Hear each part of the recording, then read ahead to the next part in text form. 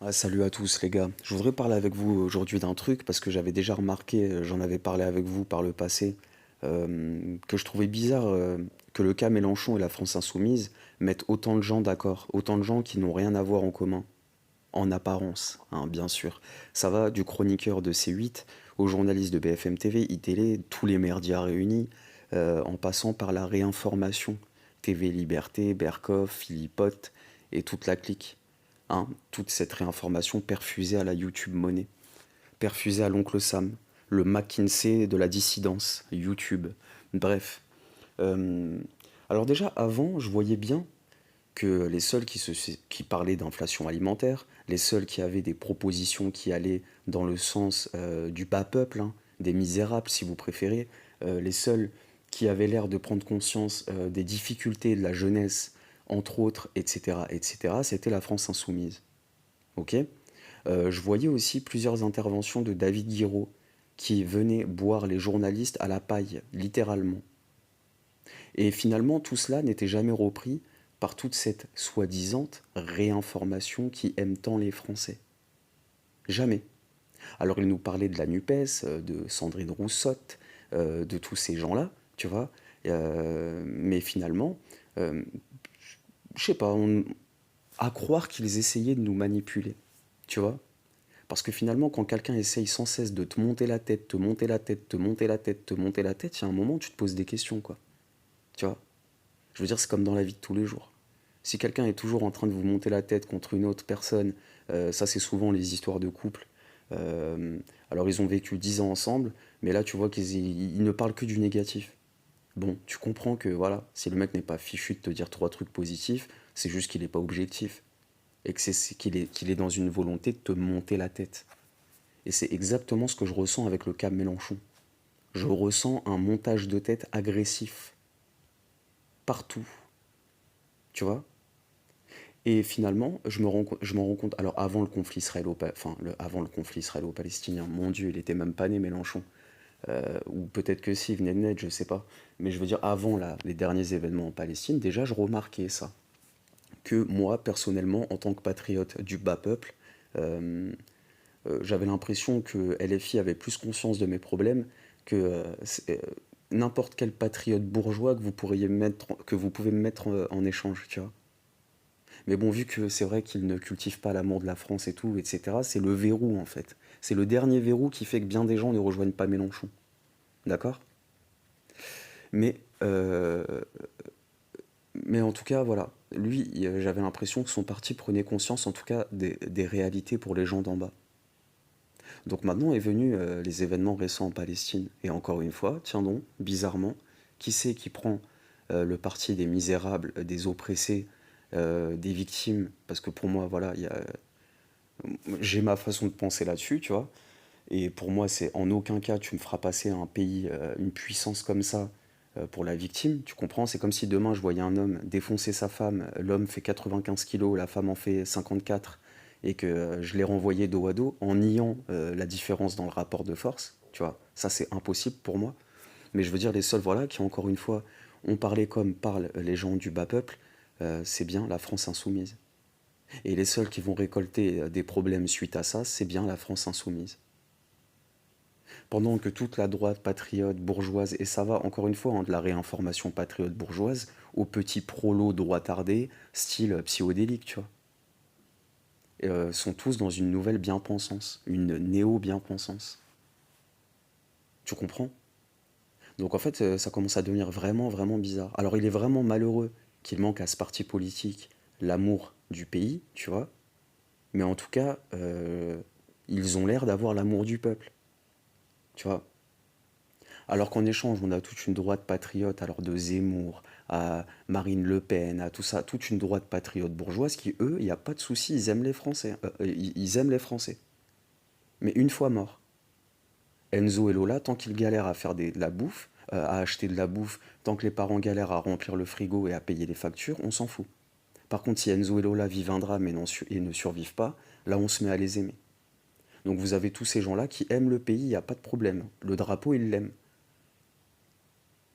Mais quand il s'agit d'aimer le peuple, du pauvre au moins pauvre, c'est un petit peu plus compliqué. Et comprenez bien qu'il sera plus facile de faire aimer à un parti, euh, comment dire, de lui inculquer au moins des idées hum, au minimum protectionnistes, tu vois, que de faire aimer à un bourgeois qui arriverait au pouvoir tout un peuple, hein. Il y a trop de travail, les gars. Pour qu'ils prennent conscience des réalités d'en bas, pour qu'ils prennent conscience de ceci, c'est trop de boulot, les mecs, hein. Je vous le dis tout de suite, hein. Donc en fait, il faut bien comprendre qu'aujourd'hui, vous avez énormément de misérables qui rejoignent cette droite patriote bourgeoise simplement parce qu'ils y entendent résonner l'amour de la France. Ils n'ont aucun putain d'intérêt en commun avec eux. Comme vous avez énormément de misérables qui vont commenter sous les chaînes de la réinformation avec un ratio de 3 fautes d'orthographe pour 6 mots. Ou qui vont commenter en dessous des vidéos de la droite patriote, de la réinformation, toujours attention, hein, vous savez, toute cette réinformation perfusée à McKinsey, YouTube en fait, c'est le McKinsey du faux dissident. Alors des fois ils font des vidéos, euh, faut-il acheter de l'or? Faut-il investir dans des lingots? Au même moment, vous avez des Français pauvres qui n'arrivent pas à manger, qui sautent des repas. Et vous avez quand même des gueux, des misérables qui viennent commenter en disant je n'ai pas d'argent, mais je vous soutiens. Ces gens-là ne sont juste pas à leur place, en fait. C'est tout. Si demain, le parti La France Insoumise se mettait au minimum à cultiver des idées protectionnistes, ça ferait tout péter, hein. Donc remarquez, ça va certainement continuer, euh, à quel point ils essaient de vous monter la tête sur Mélenchon, sur la France Insoumise, etc., etc. À quel point ils sont tous d'accord. Mais finalement, peu importe leur couleur politique, peu importe ce qu'ils défendent, à la fin, c'est des bourgeois. C'est pour ça qu'ils sont tous d'accord sur le cas Mélenchon. Ils ont la crotte aux fesses. Ils ont peur de Mélenchon et de ce qu'il représente. Je vous le dis tout de suite, je suis au courant pour les erreurs de vote, pour le passé franc-maçon de Mélenchon, pour sa vie. Enfin, commencez pas à essayer de venir essayer de me réinformer, les gars. Je suis au courant. Ok? Mais il n'y a pas que Mélenchon chez LFI. Ça va plus loin et c'est autre chose. Et à un moment, si on pense en termes de stratégie, si t'es un Français d'en bas, euh, normalement, tu dois te dire comme moi. Je pense. Il ne manque à ce putain de parti que l'amour de la France. Maintenant, pourquoi il se refuse ces idées patriotes? Est-ce que c'est la mission qu'on a donnée à Mélenchon? Est-ce que c'est Mélenchon, le frère maçon, qui prend le dessus? Est-ce que ces gens-là sont conscients ou inconscients? Est-ce que, je sais pas, tu vois. Est-ce qu'ils ont trop été manipulés par les idées antifa, fascistes, fachos, enfin, tu vois. Mais il y a un moment, si ce parti se mettait à avoir juste des idées protectionnistes, ça ferait tout péter. Ça ferait tout péter. Et c'est le cauchemar de tous ces bourgeois, qu'ils soient dissidents, sur YouTube ou à la télévision. Voilà pourquoi ils essaient de vous monter la tête sans cesse. Maintenant, c'est quoi la stratégie à suivre pour moi? Toujours demander à des mecs de LFI, à quelqu'un d'LFI, dès que vous en croisez un, dès que vous avez l'occasion de pourquoi vous vous refusez les idées patriotes? Pourquoi vous laissez le champ libre à tous ces enfoirés de profiteurs de colère qui sont en train de transformer la colère des Français en YouTube monnaie, qui ne représentent aucun danger pour les élites, ok? Euh, et finalement, tant que le LFI se refuse ces idées-là, il leur laisse le champ libre.